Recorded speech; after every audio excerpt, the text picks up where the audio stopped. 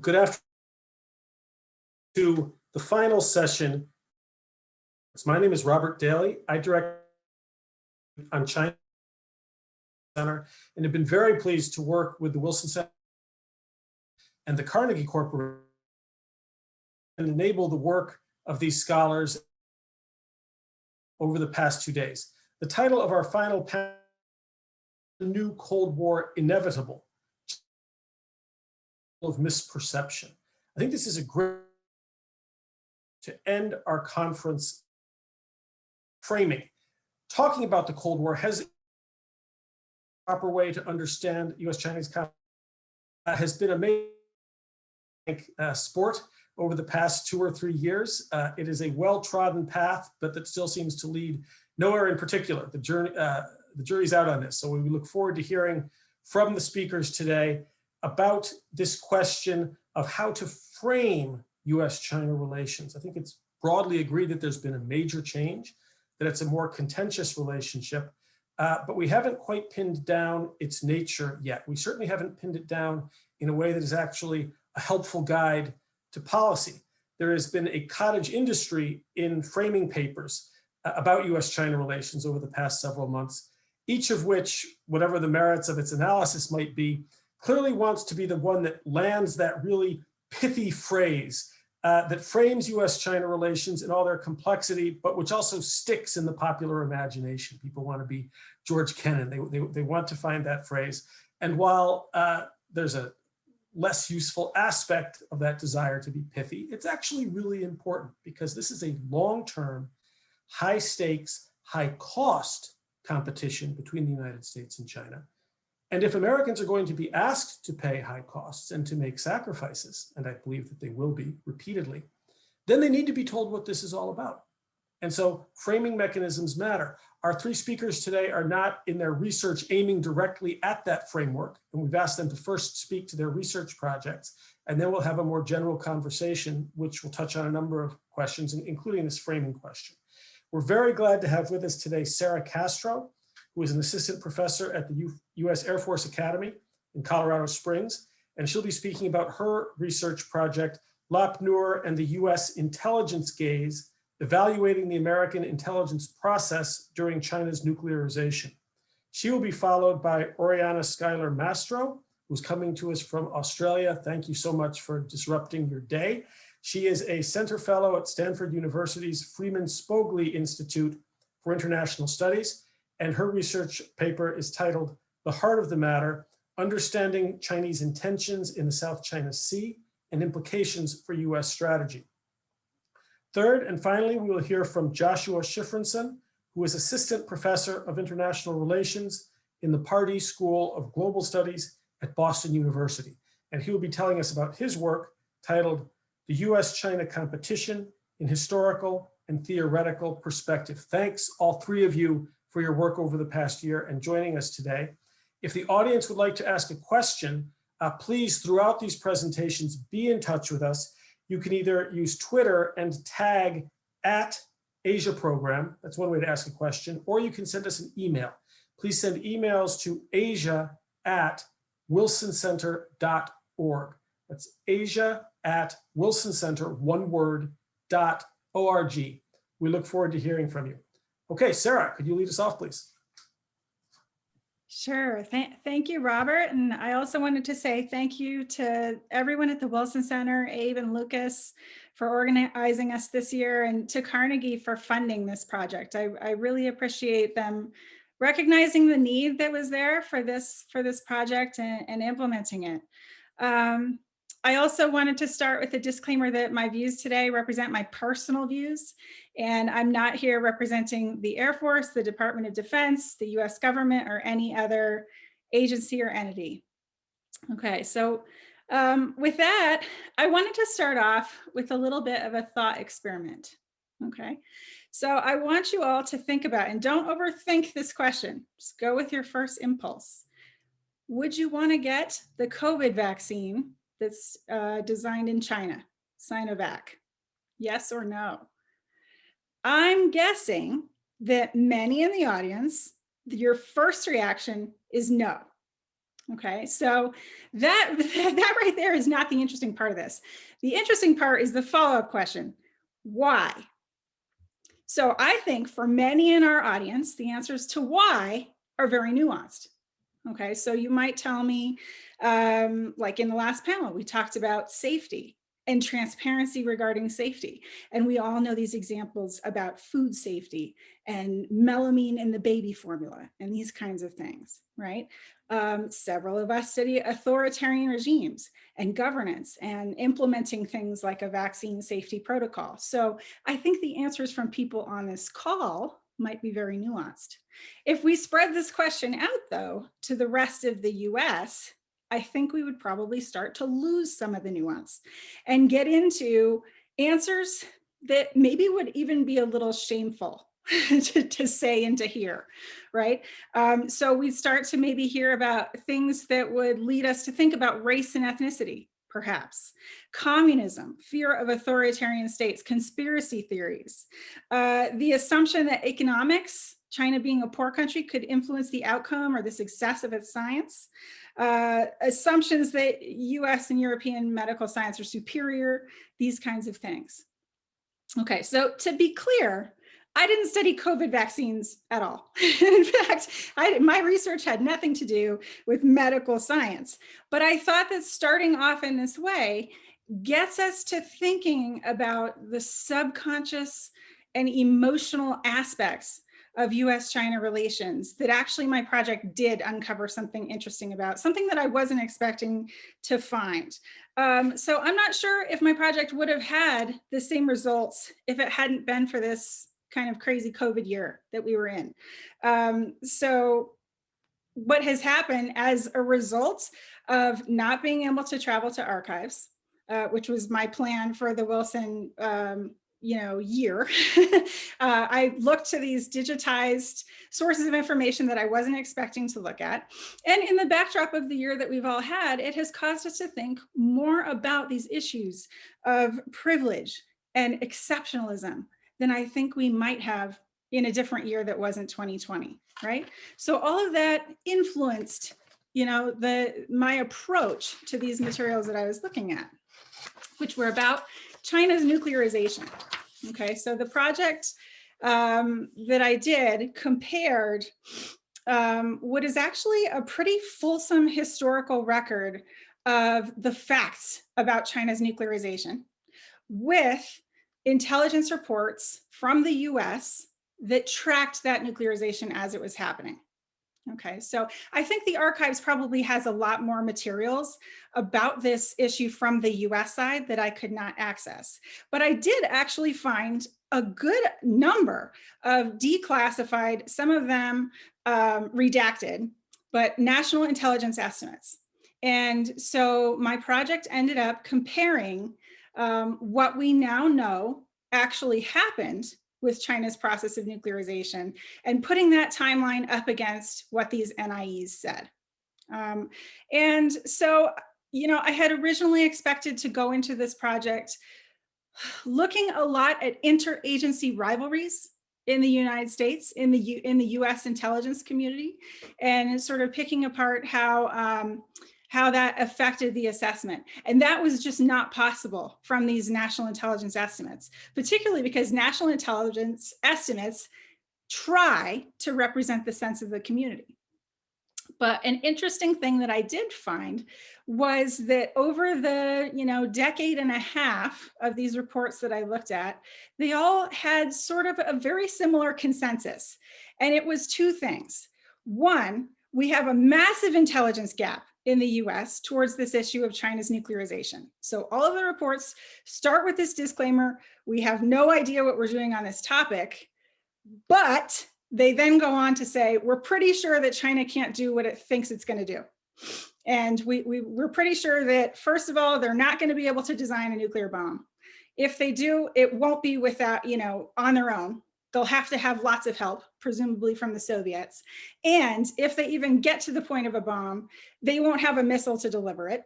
And if they finally get a missile to deliver it, it's only going to be a regional threat. None of these things turn out to be true.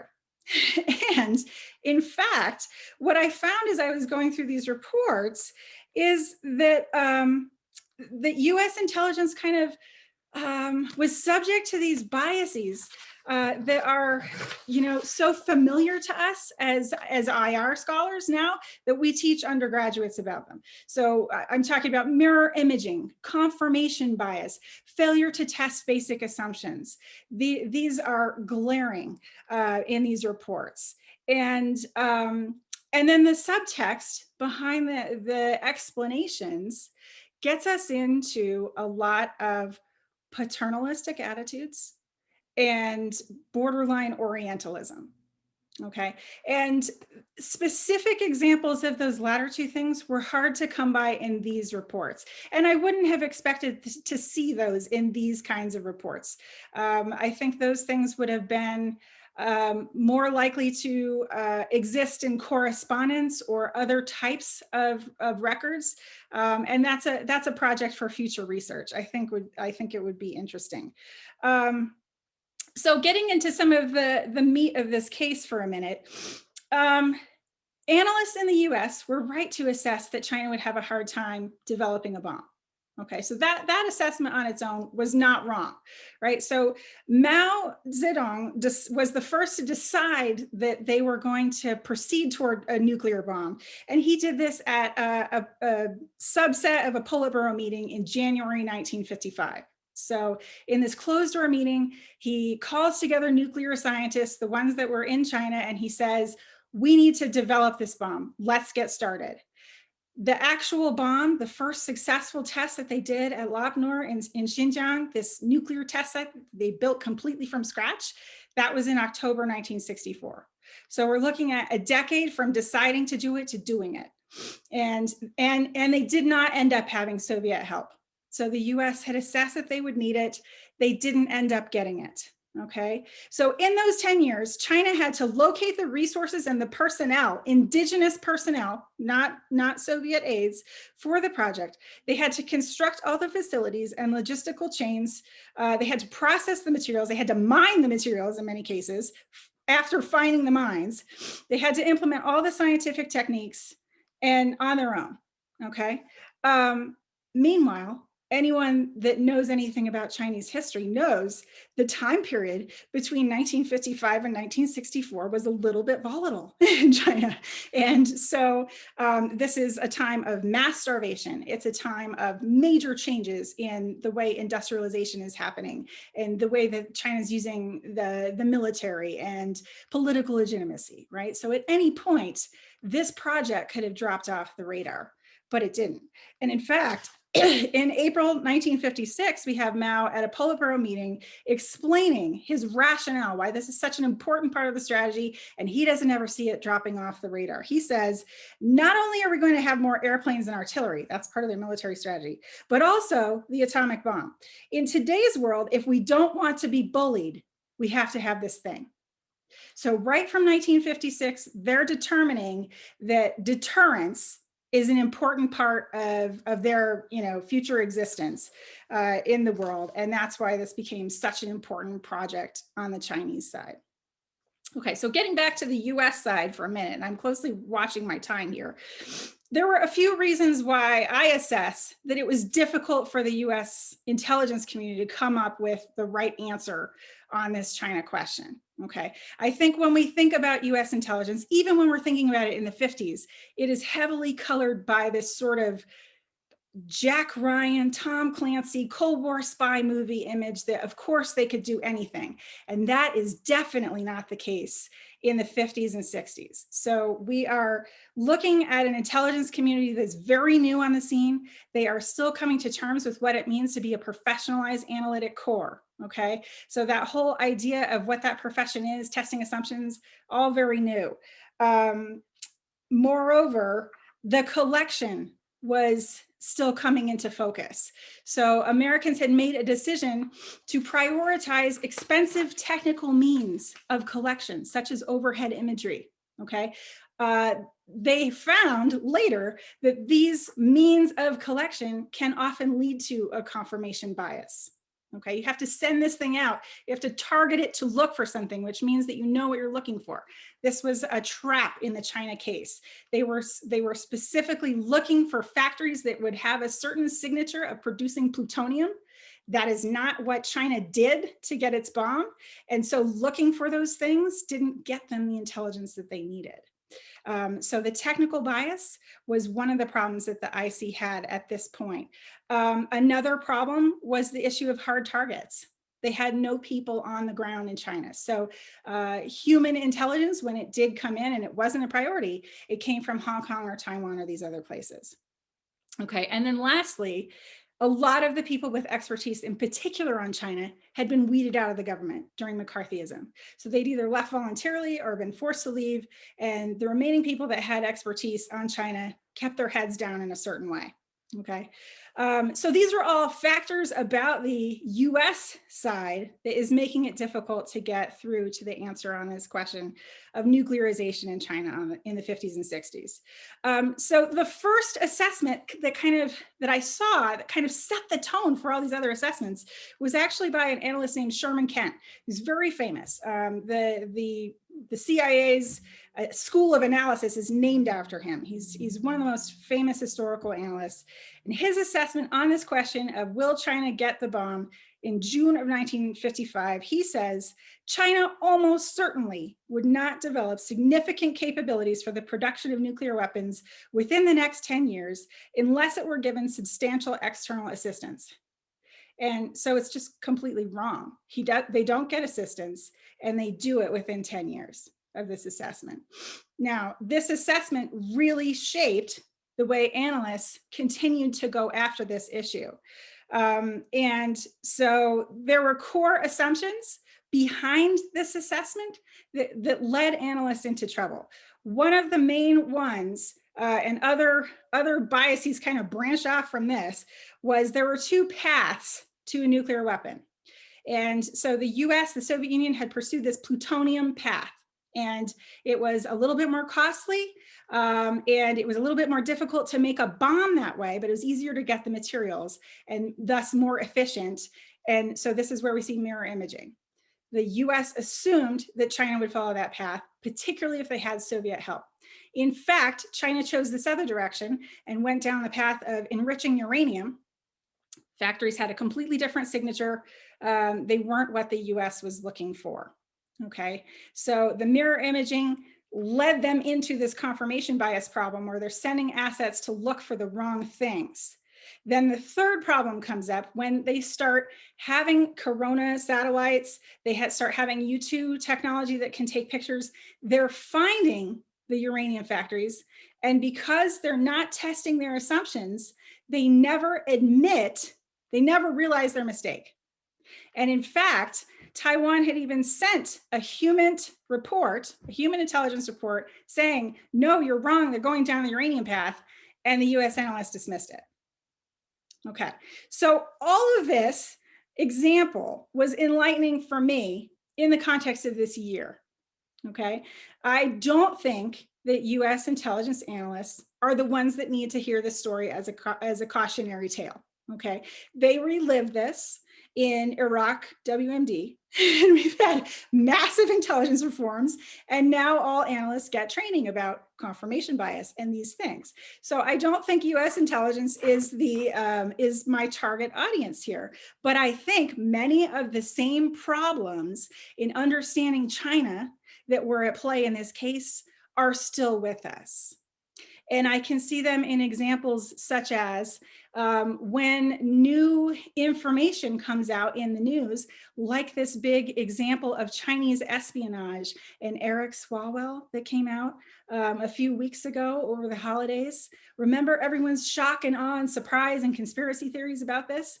It's the same vein. Okay, and so I think this is a really important cautionary example for us right now. And so moving to sort of the policy implications and significance of this as I finish up, again, I'm not aiming this example at US intelligence. I want to highlight that we have a lack of self-awareness in America about in many ways, I think in conversations about China, we still have the same attitude as these 1950s analysts, that we don't exactly know what they're doing, but we're pretty sure it's nothing. Okay, and that is problematic. Okay, so an example that I thought would perhaps work well to get to the point of the implications of this is a baseball analogy. So what I see is sometime in the Cold War, a lot of people in the US and thinking about China assumed that the US is the Yankees and we're playing an exhibition game with a little league team, and that's China. All right. And I think many of us have moved beyond this, but not everyone. And actually right now it's maybe the US is the Yankees, but China is the Red Sox and we're in the World Series. Okay. And there are increasingly examples where China is not even playing at all, where China is saying baseball is old fashioned and we're not interested and we're going to go play with Europe, or like the examples from our very last panel, we're just going to go outcompete the US in industries that the US isn't even in. And so if we don't change our mindset to accommodate this kind of competition, we're not going to be effective. We're not going to continue to be effective. So instead of approaching the conversation with an attitude of superiority, my suggestion is that we actually become superior, which is something that maybe needs a lot of work. And even in this baseball analogy, right? Yankees playing the Red Sox doesn't mean the Red Sox are going to win. It's a changing our attitude about what the competition is, right? And I don't think that we're completely there yet. I think that many of the people who are on this call are already way beyond this message, okay? But the thing that we need to think about in terms of policy implications is that the U.S. China relationship now has many more actors than it did 20 years ago. And so there are people that have no expertise in China that are extremely influential in this relationship. And these are the people that maybe need leadership from those of us that actually have studied Chinese, who do understand these historical cases. And so I would advocate improving some of the programs that came about as a result of engagement, to continue this process of expanding American knowledge about China, to get past this problem of bias. Okay, so I've talked for long enough. I'm eager to get into discussion, hear about everyone else's research. Well, thank you very much, Sara. Oriana, over to you. Thank you, Robert. And I really enjoyed Sara's talk. I'm actually in the middle of writing a book about how China competes differently than the United States, just out of my years of frustration of the United States trying to look for something that isn't there. My favorite example is global power projection. We're constantly, the latent base threat has been around for like decades about how one day China is going to build bases all over the world, and then we'll know they're a military threat, right? So I found that very interesting. Today, I'm going to talk about how to assess intentions. And I too, like Sara, the views I'm going to express are only my own and don't represent those of any of the organizations with which I have been or are currently affiliated. And she gave a sort of a very nice thing about how her message isn't for Intel professionals. I will say that a part of my project about assessing intentions was inspired by my experiences of how the Intel community deals with intentions. And also how academics deal with intentions. Now, I argue that this is central to both policymaking and for political scientists, right? What a state wants to accomplish, how it accomplishes it, is the heart of most of our political science theories. And a lot of what the Intel community is supposed to do, because intentions help us predict out forward what's going to happen in 5 to 10 years. But surprisingly, there is no framework really for deciphering them. Just anecdotally, I would ask some of our top Intel professionals how they do it. And it's usually something like experience and feel over time, right? Allows you to do this. And I do that too. So I don't criticize that, but I think it's useful for us to have a framework to understand what types of information are informative and what types of information are not. So in this paper, what I tried to do is I first asked this question of what are China's intentions in the South China Sea? And there is a debate about this. Some people say, you know, it's economic, it's about the oil and gas reserves, and that's why they claim sovereignty to the South China Sea. Others say it's about countering U.S. hegemony in the region and becoming the regional hegemon and potentially the global hegemon. Others say it's primarily about, you know, subjugating other sort of weaker states. And others might say, you know, they just talk a big talk, but they don't actually plan on doing anything about it. It's popular domestically for them to make these South China Sea claims. So understanding what their end state is here is actually really important. I would argue that this, and as the title of the paper suggests, is the heart of the matter when it comes to U.S. China competition. What do they want to accomplish and how might they do it? And this has great implications for the United States as well, which has many interests in the South China Sea. Of course, we do have allies like the Philippines that are claimants to the South China Sea claims. But it's also the case that China is challenging traditional interpretations of international law, international norms. So that's this broader issue of, is the United States the steward of the international system or not? And the United States is supposed to be the guarantor of peace here. And they want disputants to handle the different issues in the South China Sea peacefully. So whether or not China chooses that path or not can have big implications for the United States. And if China is successful, you know, and does in the end gain a certain degree of control over the South China Sea, that could have implications for their leverage over other allies that the United States has in the region, such as Japan, South Korea, or Australia. So in the paper, what I first do is I try to summarize my analytical framework for intentions. And there's two big components. I left it out of the paper because I thought maybe my sort of theoretical rantings were of less interest, but I'll just say that sort of there were like 15 pages of how political scientists are just get the idea of intentions all wrong, and they get different things confused. And so you'll see some aspects of this here, but the sort of two things I want to do is first, when I talk about intentions, I think it's useful to separate process from outcome. And then I triangulate sources from discourse, behavior, and capabilities, and try to put together a framework of how would we know if this information that has been said is credible? How would we know if this behavior is indicative of something else, to provide us with a general framework? So I think, you know, looking at relative power alone is insufficient. You know, no power transitions or the challenges of a rising power, whether or not they're dangerous or peaceful or successful or failures, have a lot to do with intentions. This goes back to Robert's previous, you know, question about the Cold War. The Soviet Union was a revolutionary power whose intention was to directly confront and undermine and harm the United States, right? That is not China's intention, but you know, so understanding those differences is very important. So the first is this distinction between outcome and process.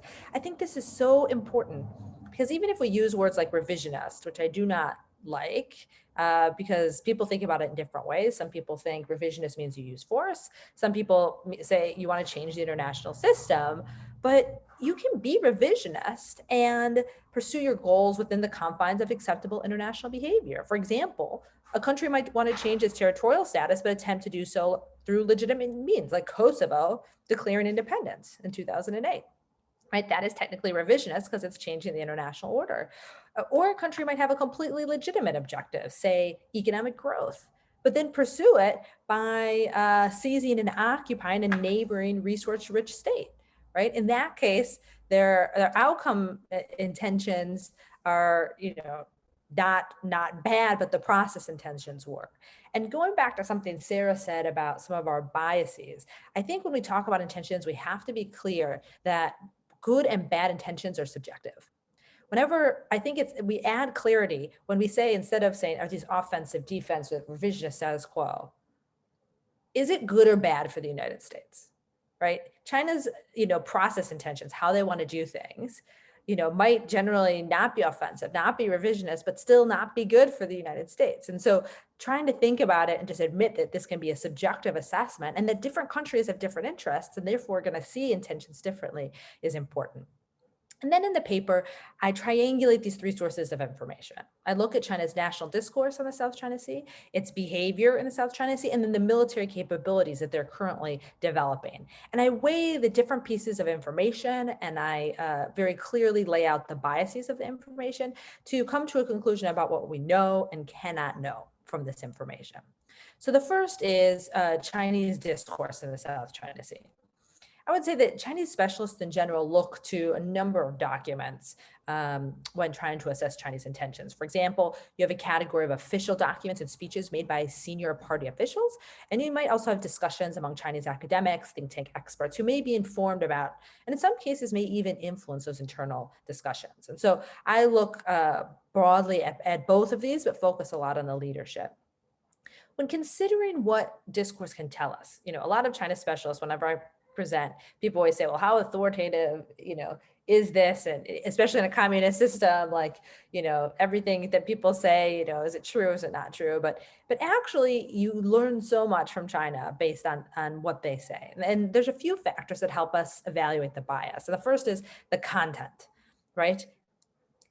We know as political scientists that states, we say, try to misrepresent information, which is a fancy way of saying lie. But you have to look at the bias of what would the lie be, right? China would want to lie and say that their intentions were peaceful.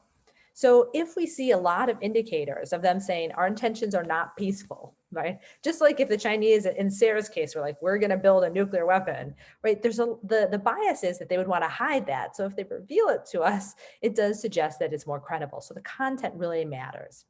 The second is the specificity, right? If leaders can be held accountable for not following through on a threat, then, we see how risk averse or risk acceptant they are if they are very specific, like, hey, everyone, I'm going to achieve this specific goal by this specific date. And when they don't indicate specificity, it allows them a lot more maneuverability. And lastly, as we know, there's, we have to look at who is saying it. Different individuals might have personal reputations for honesty or dishonesty. In different political systems, there's different degrees of accountability. So depending on the political system, you might have to weigh what is being said by whom. So I took this approach and I looked at what is being said about the South China Sea. And I would argue in terms of content, there's a great deal of consistency across official and unofficial sources, right? You don't read anywhere that the South China Sea is not China's, but there's a general consistency that says in white papers from the government, citing historical records and other types of things of the legitimacy of their position, claiming that the South China Sea is China's inherent territory, right? Basically, and I'll get to this in a second, how they get there, but the whole of the South China Sea is China's. And Xi Jinping has stated in a number of interviews, his standard line is that it has historically been a part of Chinese territory. And he's repeatedly vowed that China will firmly defend this territory and its relevant rights in the South China Sea. I have not found one source, again, official or unofficial, that questions China's right to sovereignty over these waters. And again, people focus a lot on the islands, but I just want to clarify that, if China just wanted a handful of islands in the South China Sea, would be a lot less problematic. What they're actually claiming is sovereignty, meaning the ability to regulate and control all activities through the whole South China Sea. So specificity. Chinese sources, they clearly lay out that the objective is sovereignty over the South China Sea, but they're also very specific over, to justify these intentions. So in the paper, I go through what I call misapplication of international law, and it gets very convoluted. So I'll kind of breeze over it, but happy to answer more questions. So what China basically does is it takes international laws that do not apply to them, but they claim that they apply, and then they gain the rights from that law. So for example, in the United States, a foreign navy cannot sail through the Mississippi River. And that's because the Mississippi River is considered internal waters to the United States, right? So the United States has full sovereignty over that. Certain nations have been given a special status called Archipelagic Nations. That means if they are a grouping of islands, that the waters in between those islands are like the Mississippi River to the United States. They are considered internal waters. You cannot sail through them for security reasons. This is a designation that's given by the international community to very few states. Japan, for example, is not an archipelagic nation. China claims that the South China Sea Islands make it an archipelagic nation, so that it can claim all, and actually they're very sprawling, especially the Spratlys, that they can claim all the waters between them as internal waters. And then from that grouping, they say they get a territorial sea, that's 12 nautical miles. And then from that, they say they get an exclusive economic zone, which is 24 nautical miles. So, and then they say they can regulate all activities in exclusive economic zones. That's not the sort of international law interpretation. It's called an economic zone. It means you get economic. Basically, those claims give them 80% of the South China Sea. And then for the last 20, they say we have these historical rights, which has no basis in international law. But they do very clearly try to justify their position. And so I would say the specificity of what they want is very clear. What is not specific is the timeline. In no place do I see any leader saying that this is going to happen, anytime soon, maybe let alone at all. They just have these claims, but there's no specificity of the timeline, which I take is the fact that they're pretty risk averse actually at achieving these goals. And lastly, I looked at leadership speeches made by all the members of the Politburo, and I analyzed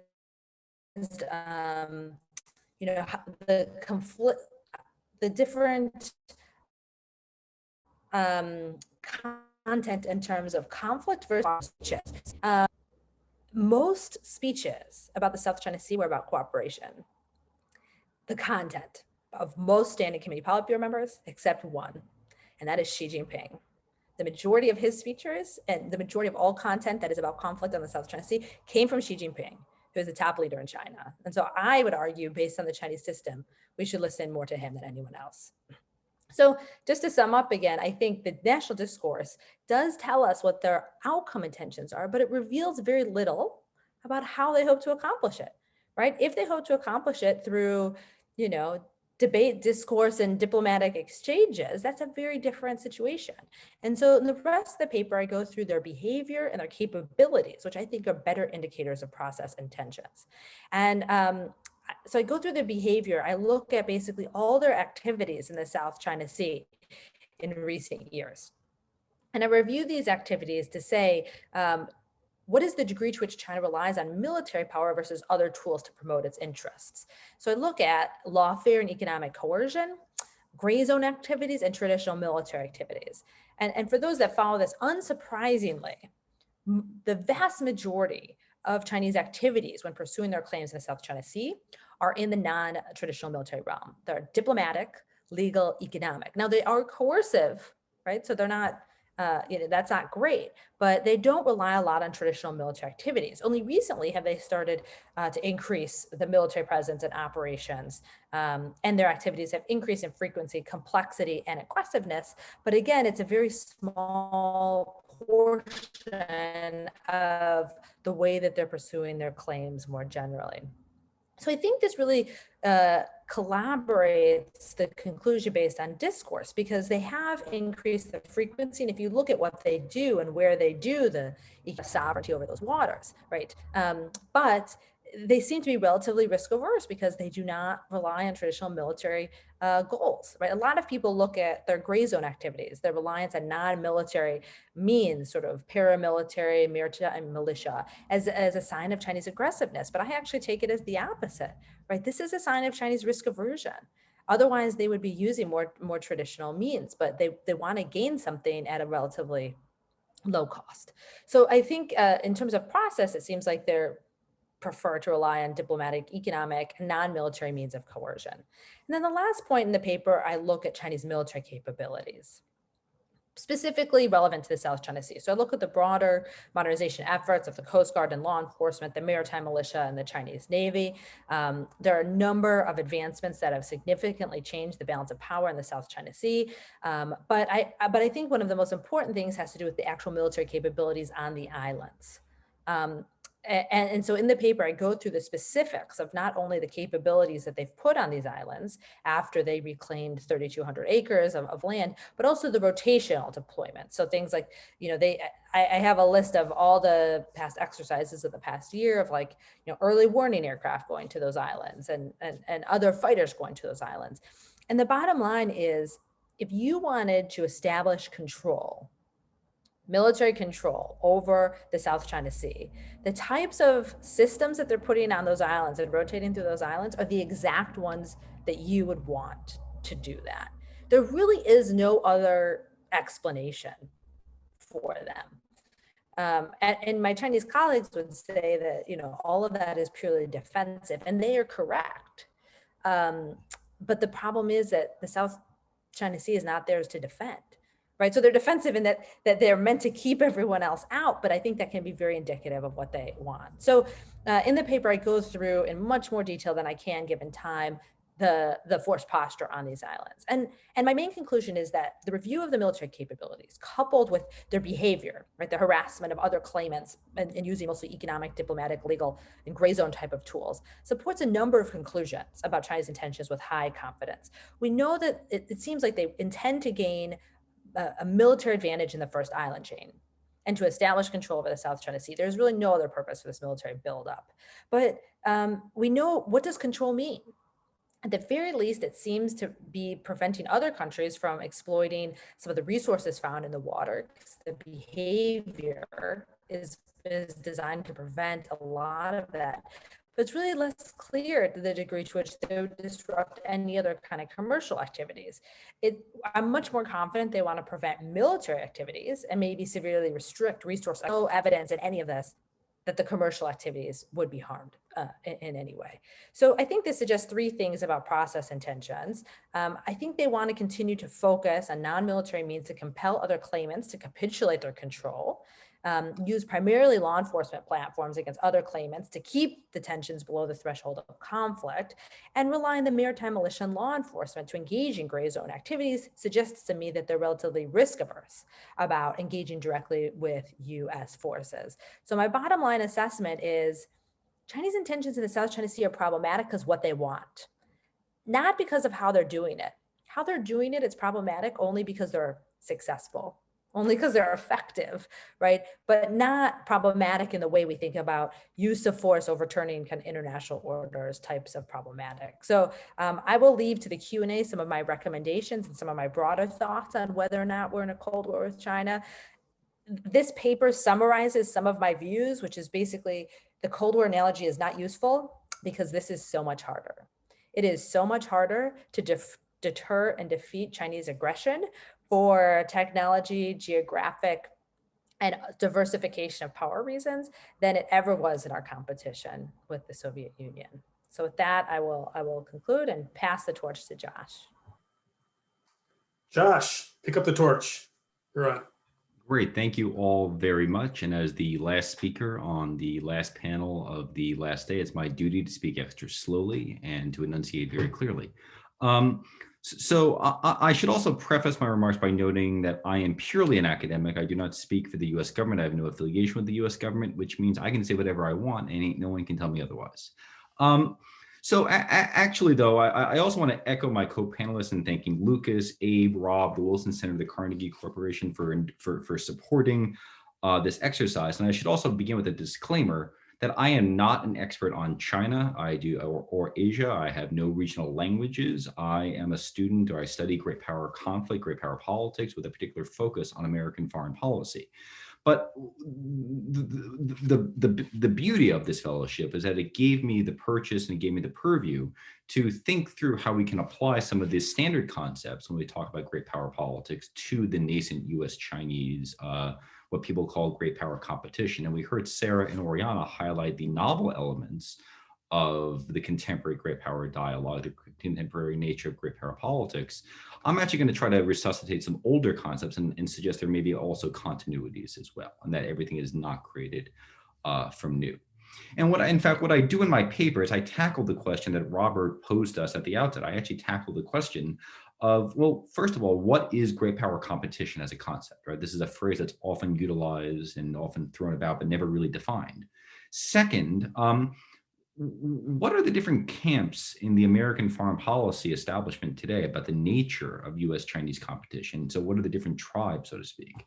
And then thirdly, finally, what policies, risks, and benefits follow from these different approaches to great power competition in the modern age?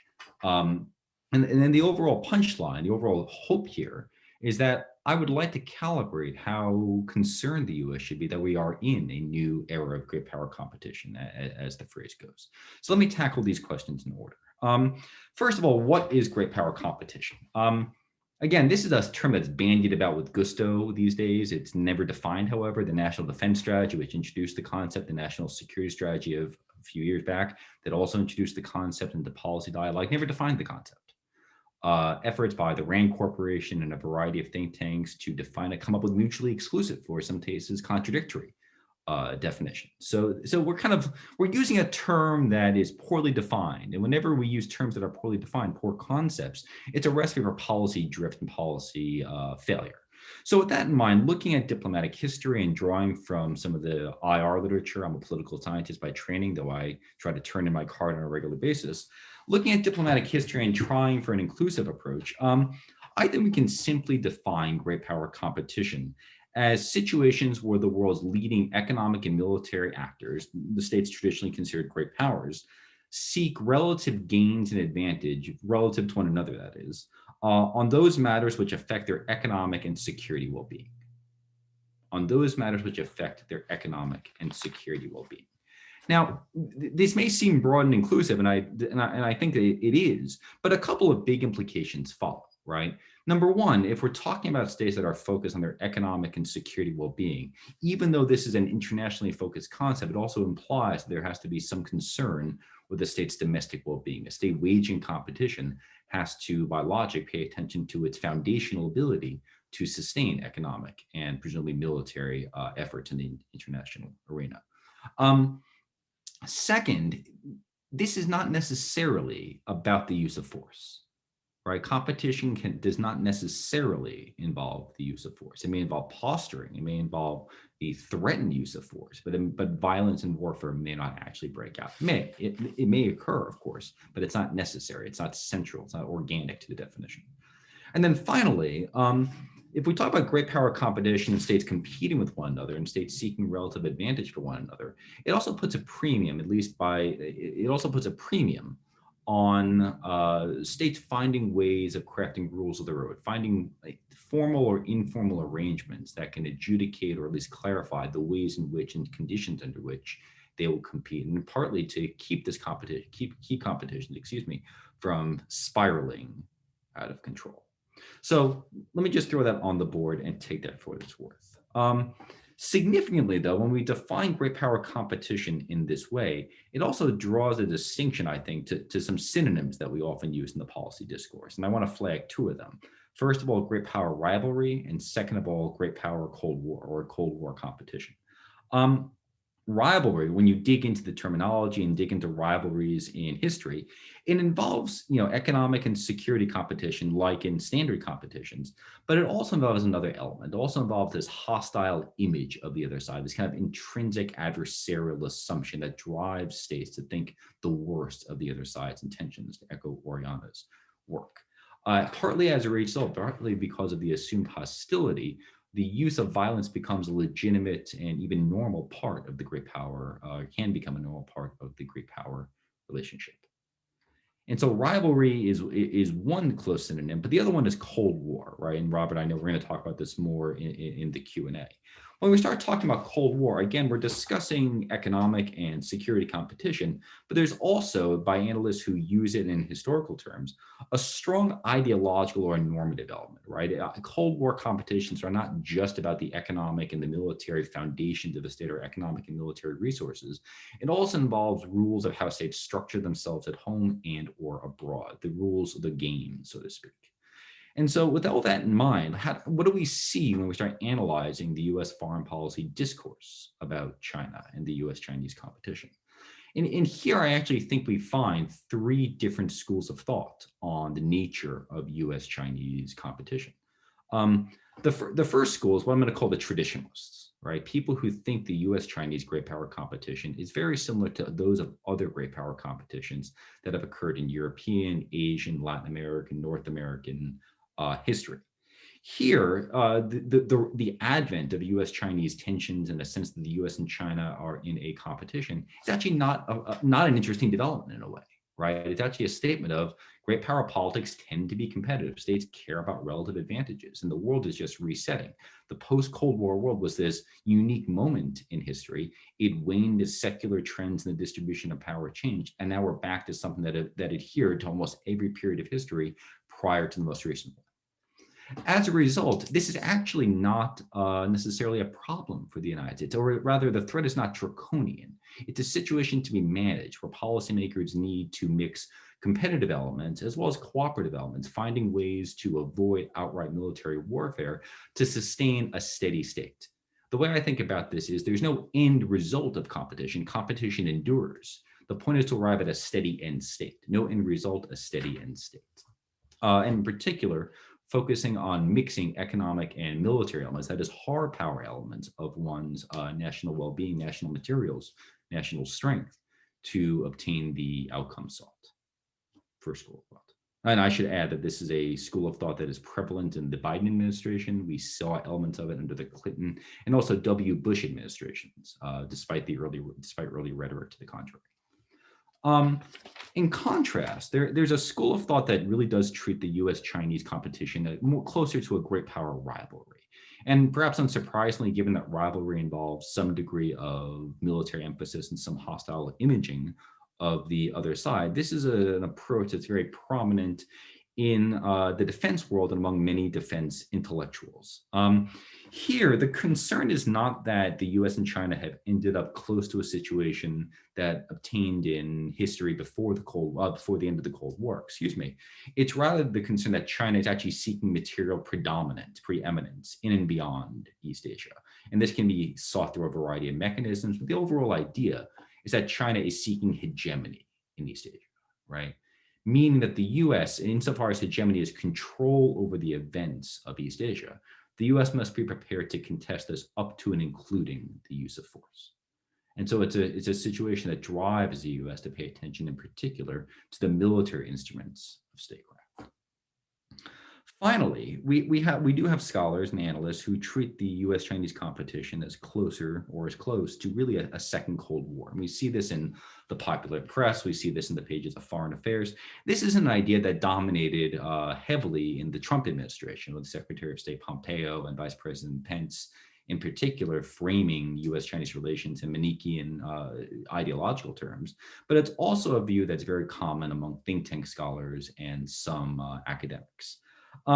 Here, the concern is not just the rise of China as an economic and military competitor, but concern that China in particular is an authoritarian and or communist. These terms tend to get lumped together, competitor. And we could talk about whether those are the right terms to lump together or not. But be that as it may, the goal is not just for people in this camp, it's not just to seek a steady end state or to find ways of sustaining relative advantages. It's in fact a way of trying to maintain supremacy in the distribution of power and define also in ideological terms, in part to prevent problems from snowballing, in part to prevent China's way of life from dominating and sweeping aside the American approach to international affairs. We speak of the threat of rising authoritarianism against liberal democracy. The concern here is as much ideological as in hard power terms. So what does this all mean?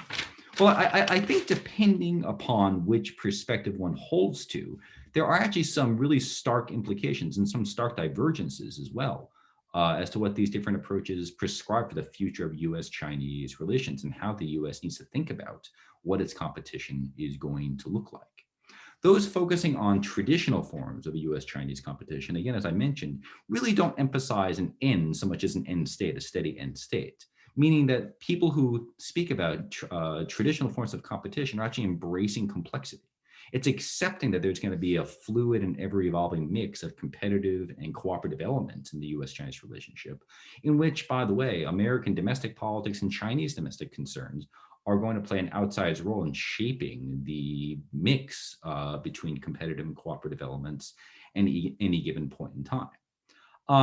So on the one hand, that can be a good thing, right? It can open the door to greater cooperation than might otherwise be the case if domestic politics or conditions seem to suggest cooperation is possible. But it also creates the risk of miscalculation and underbalancing, right? You could imagine a situation where domestic concerns constrain the United States from competing with China to what would ex post after the fact look like an appropriate degree. Likewise, if politics are subject to greater domestic vicissitudes, then there's a possibility that wide swings in domestic politics can actually drive large swings in the U.S.-Chinese relationship with subsequent strategic effects. In contrast, those advocating competition as rivalry, this approach would tend to overweight and tend to overemphasize as a normative aspect. It would tend to have a strong weighting to the military elements in the U.S.-Chinese relationship, perhaps to the detriment of economic and diplomatic affairs. Cueing to the idea as well that rivalries involve hostile imaging and adversarial images, the rivalry approach might actually become self-perpetuating. And this is the confirmation bias I think Sara was hinting at as well. Whereas the more one interprets U.S.-Chinese relations in hostile terms and adversarial terms, the more likely one is to discount evidence of cooperation or signals that there may be possibilities for cooperation. Now, I should be clear, saying that we overweight the military elements of foreign policy of strategy in this context does not necessarily mean that conflict is inevitable. Simply that conflict and the militarized aspects to competition would be on the table as legitimate and understood possibilities when it comes to American strategy. Finally, when it comes to those advocating Cold War style competition, here, even though analysts aren't always direct about it, the point is to ensure an American triumph, right? The point is to gird the United States for a long run ideological struggle that in theory would look like the prior Cold War. And there's an assumption here that the US would ultimately triumph. And I think there are good reasons to be optimistic on this score. But one of the risks of Cold War style competition, which has not thus far been discussed, is the possibility that the US might lose. And I say that not out of any cynicism over the United States or fear that the United States would lose necessarily, but that if we're talking about an ideological struggle in which one state will emerge triumphant, one way of life will emerge triumphant, we need to be open and acknowledge the possibility that the US may not win in that scenario. And so that takes me a little bit to implications, and I'll end on this note, trying to maintain time and budget. I've already noted that I think one of the big takeaways of this exercise is that how we prepare, how we define great power competition will actually color very much the consequences that follow. We see these patterns occurring across time and space. And so the more the United States and the policy makers, policymaking elite define competition in traditional rivalrous or Cold War style terms, we can expect to see the nature of U.S.-Chinese competition become more or less militarized, more or less ideological, or open the door to more or less cooperation. In some sense, we have quite a bit of agency in this. But then second, and perhaps more tactically, I think it highlights the need for analysts in the private sector, in academia, in the think tank world, perhaps in the Congress or even the executive branch, to actually follow up on this and think through carefully what exactly are the elements that are paramount in the ongoing U.S.-Chinese competition, to try to relate these in turn to what history tells us and theory tells us. And then lastly, to think through whether the U.S. can change course if and as competition takes on one of the other forms as time goes on. And with that, I'll step back. Well, thank you, Josh, Oriana, and Sara. You've certainly given us a lot to think about.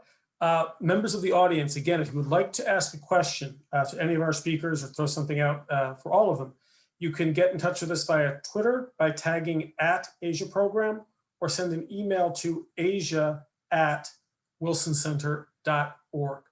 So I have a question. We have some audience questions coming in already. But I would like first to give the three of you an opportunity, if you have questions or comments to each other, if there's anything that struck you as you were listening to each other's presentations, this is, I think, a very good time to raise that. So why don't I give the floor to the three of you for any questions or comments first. Anybody? All right. I'm happy to answer. All right, go ahead, Josh. No, I was going to say I'm happy to take questions and incorporate any questions I have from my colleagues in the course of that dialogue. Okay, well, let me start then with the big one that we've referred to in this question about how we should frame. Josh, you've just given us a very good typology. You've outlined the various approaches. Where do you put your chips if the wheel's spinning on this one? Again, there's a long discussion of, is this a Cold War? Is it not a Cold War? And when this question first occurred about midway through the Trump administration, I think that most experts said no. They thought it was a bad historical analogy for two reasons, really, which Oriana has referred to. One is that the Soviet Union was not a full peer competitor. It was a military superpower, but it was never a great economic power. It didn't have much soft power. And whereas China is a peer competitor or a near peer competitor across the board. And so this is one reason people have rejected the Cold War analogy. And the other is usually that we were not highly integrated with the Soviet Union, whereas we are deeply integrated with China in many ways that are mutually beneficial. And so this is often rejected. At the same time, we do see the kinds of ideological hostility, Josh, that you've raised. We see also, I would argue, the emergence of, or the beginning of the emergence of mutually exclusive, separate global systems, especially in the technological and increasingly financial arena, which force countries that are not inclined to take sides to perhaps take sides, because we have, again, we're beginning to see the emergence of separate systems. This is not wholly determined yet. We also see suspicion of the other country, alienation from the other country, increasingly being incorporated as an organizing principle in both countries. And we see President Biden's nominees, not only those who work in the security area, but in other areas too, being asked about the China threat. And this is becoming sort of de rigueur, a degree of mutual alienation at the political, institutional, and popular level that smells a little bit like a Cold War of sorts. And then, of course, the kicker perhaps is an arms race, the resurrection of mutually assured destruction, this time around, not only conventional and nuclear, but perhaps outer space and cyberspace as well, areas we don't really understand yet. So against that background, I guess I'd like to put to all three of you, how do you, for yourself, or how would you recommend to our audience, even to American policymakers, American public, how would you recommend that they frame this fundamentally? Because it's great to have this typology and to have the very specific information, the historical analysis that you've given, and Oriana's many insights into these various Chinese approaches. But policymakers, at the end of the day, you sort of have to make a call, right? You need a theory of the case. So maybe if we could go with maybe Sara, Oriana, Josh, any thoughts about the big question? I won't hold it to you for all time. This is a dynamic, fluid situation. We might all have a different view 6 months from now. But if you have to make the call right now, President Biden, as we speak, is giving a speech at the State Department, framing up his foreign policy. I won't get into a lot of detail on this, but where are you on this, our big question here? Yeah, so I don't find it tremendously helpful to think about U.S. China relations in terms of the Cold War being a useful analogy. Okay. I think the one place where it holds, and I liked the way that you framed the question. I think that the implications behind your framing were helpful. I think the one way in using the Cold War as an example that is maybe useful is that neither side, neither the U.S. nor China, I think our leaders don't want this to be a hot war. They don't want to pursue a conventional or a nuclear war. So that's one similarity that with history, right? Because I think that was also true with the Soviets and the US leaders at the time of the Cold War, capital letters. However, most other factors in this one have changed. And I think Oriana was getting to some really significant points about intentionality on the Chinese side. And hearing Oriana's talk led me to think about sort of the strategic culture behind that intentionality in China that leads them just toward a completely different direction. Whereas in the capital C, capital W Cold War, the Soviet Unions really were going for this hegemony that Josh described, right? And I'm not entirely convinced that China's leaders have imagined it that way, that is entirely their intention. And even if we accept that they are going for that kind of hegemony, culturally, the way that they would go about it is not the way that Soviet leaders in Russia would go about it. Okay. And I think what you said about the entanglement of economies is really important, because and not just because that leads to opportunities for cooperation, and it leads us out of this competitive space if we take advantage of that, but it also means there's that many more access points to this relationship. It's not just going to be an arms race, or it's not just going to be this nuclear standoff, that there's all these other access points for either cooperation or competition. So I think that's where I'd leave it. I want to hear what everyone else has to say. Thank you, Oriana. Yeah, I'll pick up on something that Sara said about sort of China doing things differently. And I mentioned I'm working on a whole book on this. And it's interesting, she said it was cultural. I would just sort of point out, to piggyback off of Josh, that I actually think this is historical, in that rising powers who are successful, political scientists say that they emulate. They do what was successful in the past. And I say that's absolutely wrong.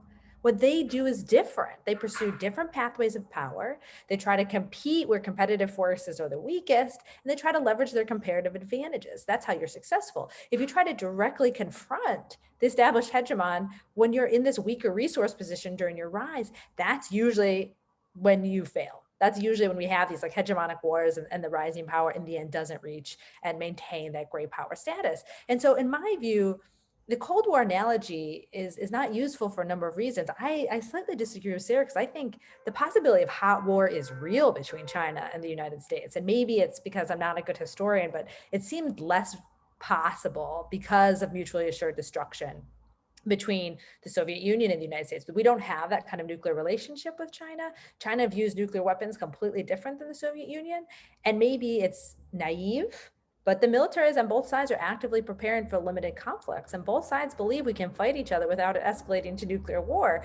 And so I think hot war is actually much more likely in this case. And the arms race question, I don't think we're going to have an arms race, but because China has been smarter than that so far.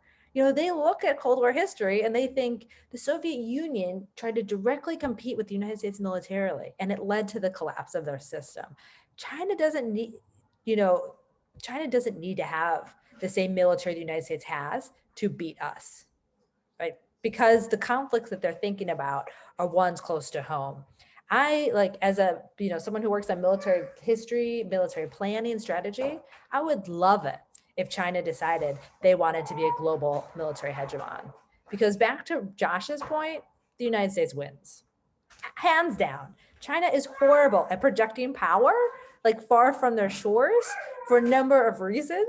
And so if all of a sudden, we could hold it, China thought their interests in the Middle East, they had bases in the Middle East or something, and they thought those interests were as important as Taiwan or something, like, I don't worry about that. But the problem is that I think China has realized the main tools of power for the United States, whether it's alliances, foreign military intervention, global power projection, arms sales, they have not tried to compete with us directly on any of those. And instead, they've pursued an alternative pathway that has allowed them, as you said, Robert, to diversify and build types of power that is hard for us to counter. So, I don't like a lot of the things that the Trump administration did, but the great power competition framework seems to make sense to me, because I think they were too confrontational.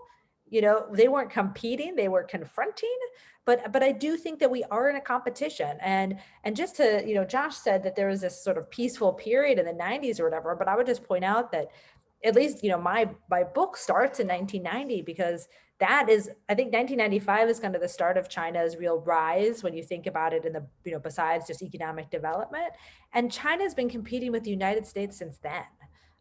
We just didn't notice. until 25 years later. And the only reason we noticed is because China like hit us over the head with it. And they were, you know, Xi Jinping came in and was like, you guys, like, I'm here and I'm competing with you. We like to like pat ourselves on the back that we woke up to this. But the premise of my current research is that China is already a great power, right? Over the past 25 years, I'm not going to argue that they're going to surpass the United States. All those kind of debates, I think, are separate debates. But I think we can all agree that they became a great power over the past 25 years. And how they did that was not by acting like the Soviet Union. It was not by acting like the United States. And so we're competing with them, but we have to think about this in a completely different manner if we're going to succeed in promoting, maintaining, building, and exercising U.S. power. Thank you very much. Josh, over to you. Great. I want to make 3 points that build upon points that Oriana and Sara mentioned, and then answer the question, Robert. First, just to clarify, Oriana, I was trying to argue not that there wasn't competition in the 1990s, but there weren't other great powers in the 1990s, and that's what made it so unique. And in fact, it wasn't just China that was competing, it was also the US. Remember, the 1992 Defense Planning Guidance said that the US will not allow the reemergence of a peer competitor. That's a statement that the US will compete to keep other great powers down.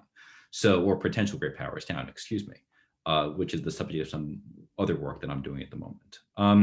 Second, I think it's important, because Robert, this goes to your question, to note that all rising states blend emulative and innovative techniques, right? The United States emulated aspects of Great Britain's rise to power while carving out its own particular pathway, focusing, for example, on largely non-state-based ways of innovation.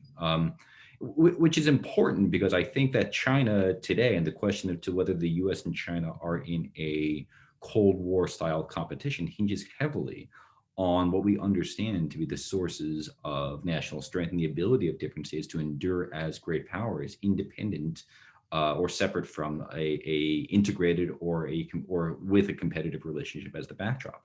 I do not think the US and China are in a Cold War today. I'll be very clear about that. I do not think they are in a Cold War today. Robert, you and I might disagree a little bit about how ideological the relationship is. I will just say that I do not feel, having studied the Cold War for going on 15 years now, that the degree of ideological competition approaches that which existed during the Cold War, and there are probably legitimate reasons, there are understandable reasons for that. The degree of economic interdependence is higher. The military relationship, while all parties are preparing for war, it does not occupy the central draconian place it occupied during the Cold War. When I stare at this, what I come up with is a situation that is actually closer to that which existed in Europe in the mid-1800s, which is to say there are different domestic ways of organizing one's domestic country, right? Different ideologies, be it conservatism, liberalism in the 1800s, communism versus capitalism, liberalism versus autocracy today, some degree of economic exchange, some possibility of limited warfare, but not war to the utmost. And so there's a fluid mix of cooperative and competitive elements, or integrative and disintegrative elements, if you prefer. And what that tells me, if we think about the mid-1800s as a decent reference point, we define that as the heyday of European great power competition, right? Or one of the heydays of European great power competition.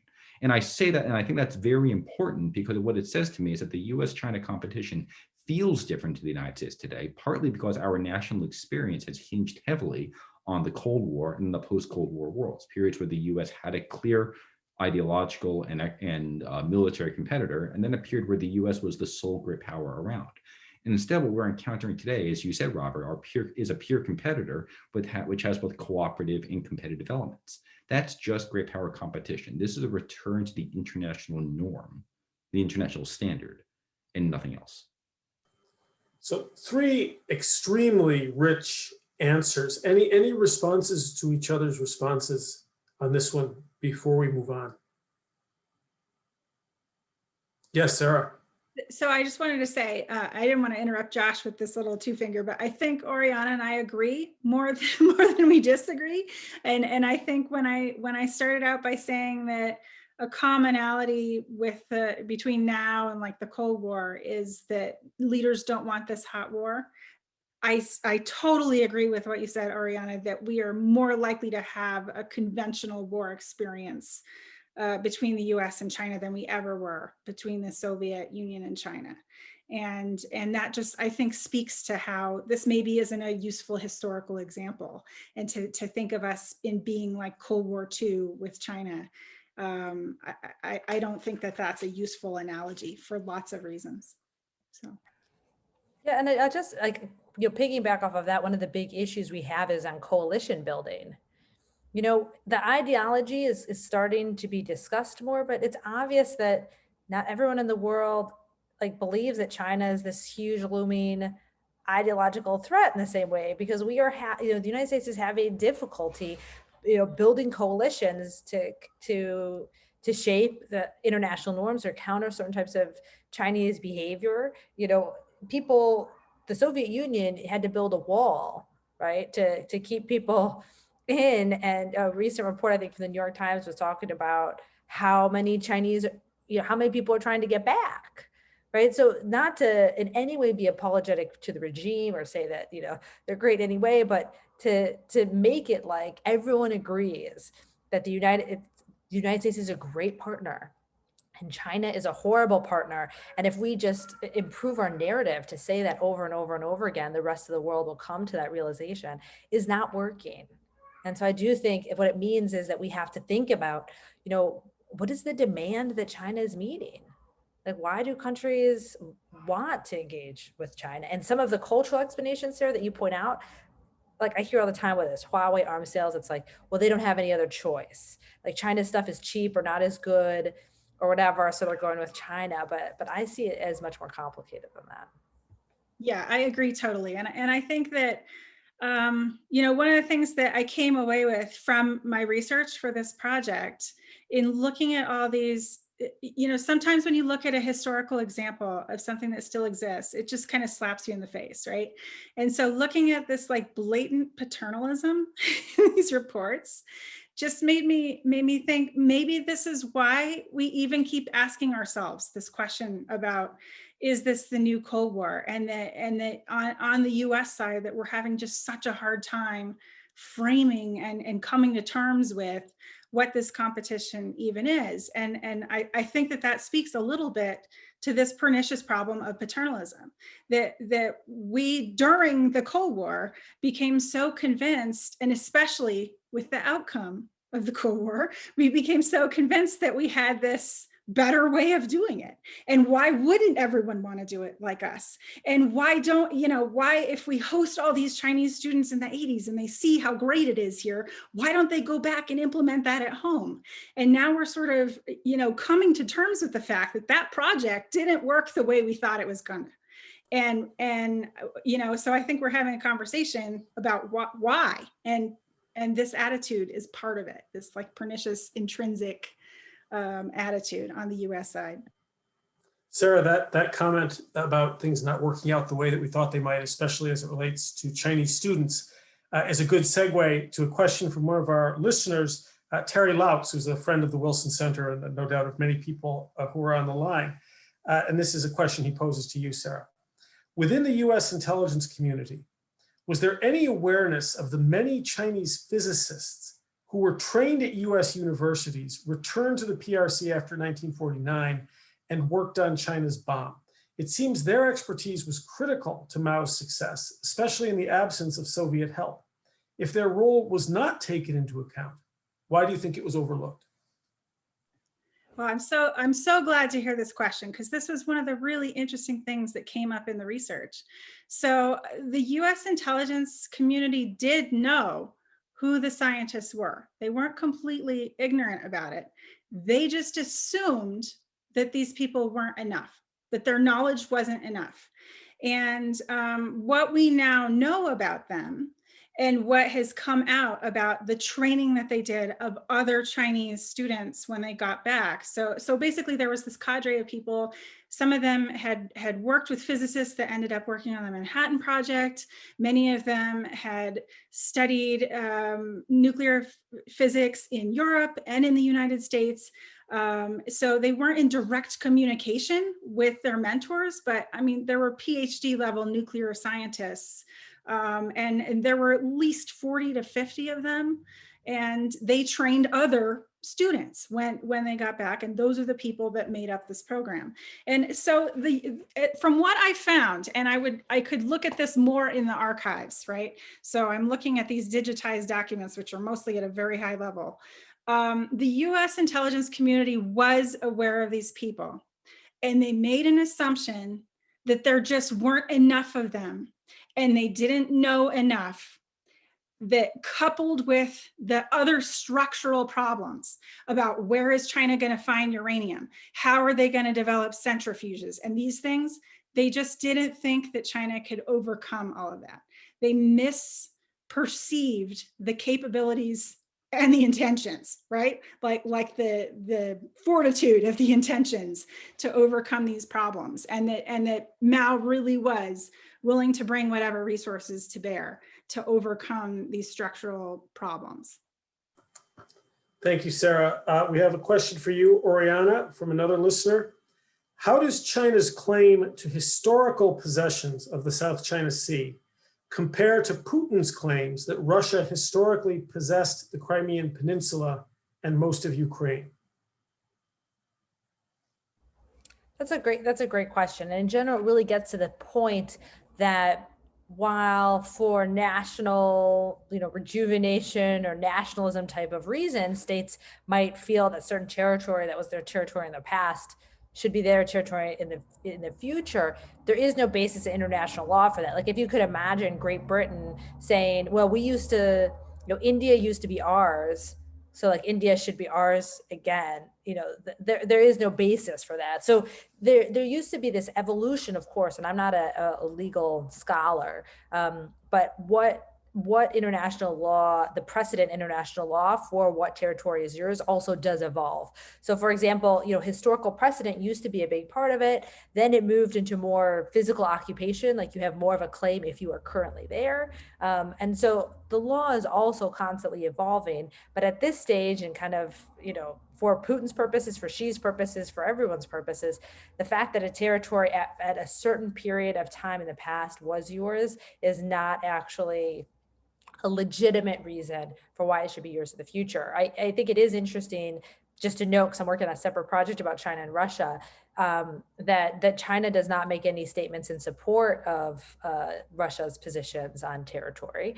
And until very recently, the Russians made no statements in support of China's either, though very recently they have made one or two statements in support of China's position on the South China Sea. But because it's so recent, I don't know if that was just kind of a fluke or it's going to be that way moving forward. But China has not has remained very neutral on Russia's position.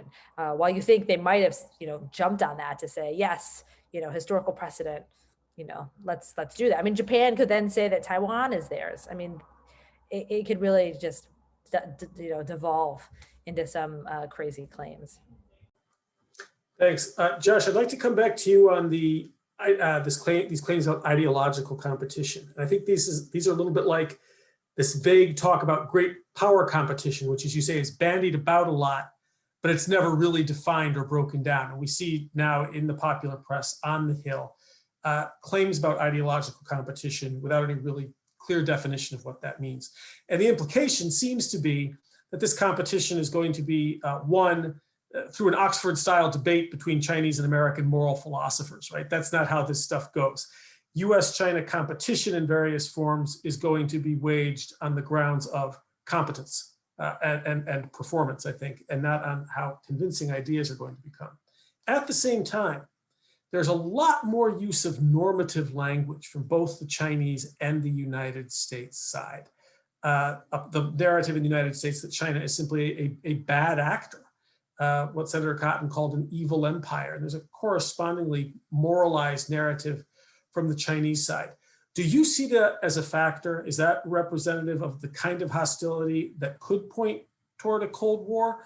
Or is this just people wanting to win easy points and speaking to domestic audiences to get more sort of nationalistic fervor and support? How do you see that? And how should we, when we read these claims about ideological competition, how would you understand that? It's a series of really great question, Robert. First of all, I really want to echo your observation that this is not an Oxford debating hall resolution here. In fact, ideological competition actually tends to hinge quite heavily, as you were suggesting, on national competence. And here, I think it's actually, I do think there is one important insight from the Cold War that we could apply in this context, right? Which is we tend to remember the end of the Cold War, the failure of communism as an ideology and the collapse, accompanying with the collapse of the Soviet Union, as kind of a demonstration that communism was doomed to fail. And okay, fair enough. But I think it's worth remembering that in the 1920s, 30s, 40s, 50s, even into the 60s, communism had some mojo behind it, right? It seemed like the wave of the future. The Soviet Union was building an industrial state from what had been agrarian Russia. It was then the leading, this isn't an ode to the Soviet Union or to communism. It's just noting that the Soviet Union seemed to offer a solution to a series of economic and political problems of the day in a way that lent itself, excuse me, to a perception that communism had some gravitas behind it, had some mojo behind it. So I think heavily in the contemporary age, when we talk about the relative salience of American ideology or Chinese ideology or whatever ideologies we want to ascribe, it's going to hinge very heavily on the respective capacities of these two states to perform as states, to provide for the welfare of their citizens, to generate economic growth domestically and abroad, to solve international problems in a way that is seen as more or less legitimate, so on and so forth. Now, you asked a very important question of, well, so what are we to make of this normative language? Where could this go? And I think in a way, it's actually, I think it's twofold. Number one, I think, as you were hinting at, it is political elites trying to score easy points. Because remember, statements, and especially public statements, especially official documents, are often for domestic consumption as much as anything else. They're not necessarily internationally oriented. So I think it's worth noting that when Senator Cotton speaks of the evil empire, or a Chinese official frames matters in ideological terms, it's worth asking the question of, well, what are the domestic audiences that this might be oriented towards? Historians tend to focus very thoroughly on this. So what is the intent behind, or what is the actor involved? What might their motivations or interests be? So that's number one. I think it might be for domestic consumption. But then number two, it does have an international aspect to it, which is the more leaders can frame things in ideological terms, the greater their capacity to direct the conversation in a certain way. You know, policymakers, organizations in general strive for simplicity. They strive for clarity. And framing matters in Cold War terms, as pernicious as those might be internationally, and as poorly fitted they might be internationally, the easier it becomes to at least say, okay, here's the course of action we were doing. George Kennan, when he formed the idea of containment, was actually orienting the policymaking establishment in a similar way, imposing a framework to guide the nature of competition with the Soviet Union to solve a series of policymaking conundrums, to offer simplicity. Well, Sara Castro, Oriana, Skylar, Mastro, Joshua Shifrinson, thank you and congratulations for all the work that you and your other fellows have done under this project, and for a really, I thought, marvelous and very helpful conversation today. Thanks to all the audience members who've tuned in. And this is the final session, the final few minutes of a two-day conference. So I once again want to thank the Carnegie Corporation and Abe Denmark, the director of the Asia program at the Wilson Center, and all of his colleagues. And especially, you've heard his name, but the audience doesn't know who Lucas Myers is. Lucas has been the major domo handling all of the logistics on every aspect of this project, from nominations to selection of fellows to organizing this conference. And Lucas, this has been as well organized as anything I've seen at the Wilson Center in 7.5 years. Thank you. Thanks again to all of you, and we hope that you will continue to follow the work of our fellows, of these young scholars, as well as that of the Asia program, the Kissinger Institute, and the rest of the Wilson Center. Thank you. Thank you, Robert. Thank you, Lucas.